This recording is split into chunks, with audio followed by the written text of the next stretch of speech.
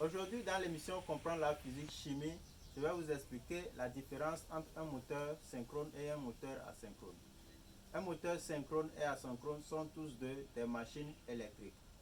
Par définition, un moteur synchrone est un moteur dont la vitesse du champ tournant est en synchronisme avec la vitesse de rotation du rotor.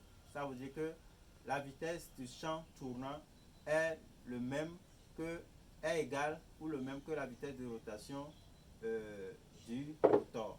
Maintenant, un moteur asynchrone, c'est un moteur dont la vitesse de rotation du champ tournant est en déphasage ou est supérieure à la vitesse de rotation du moteur. Voilà. Et un moteur synchrone et asynchrone ont tous deux le stator qui est la partie fixe.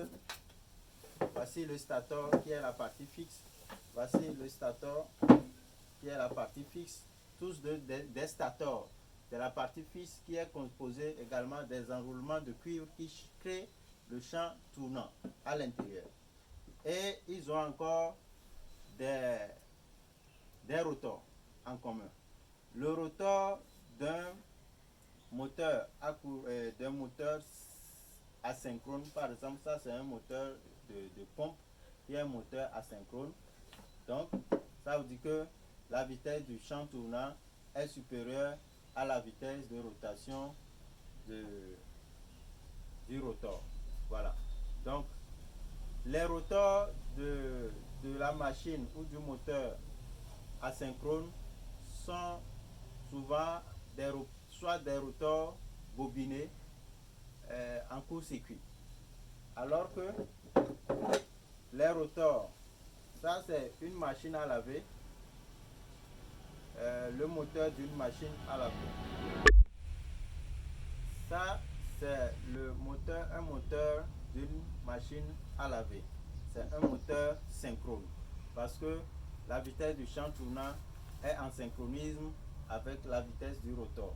Son rotor est constitué c'est un exemple de rotor, est constitué d'induit qui est constitué d'enroulement de cuivre, des bagues, des balais et du charbon. Généralement, ces moteurs sont alimentés avec deux charbons. Le charbon envoie le courant sur les bagues qui les transmet dans le circuit, voilà, dans l'enroulement du rotor de la machine. Donc, en bref, le moteur synchrone et asynchrone ont tous deux des stators, ont tous deux bobinés, ont tous deux des rotors. Pour le moteur asynchrone, c'est soit des enroulements de cuivre en court-circuit.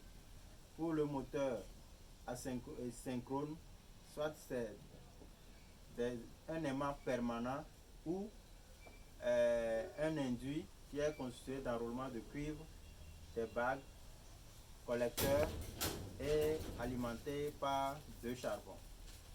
Merci.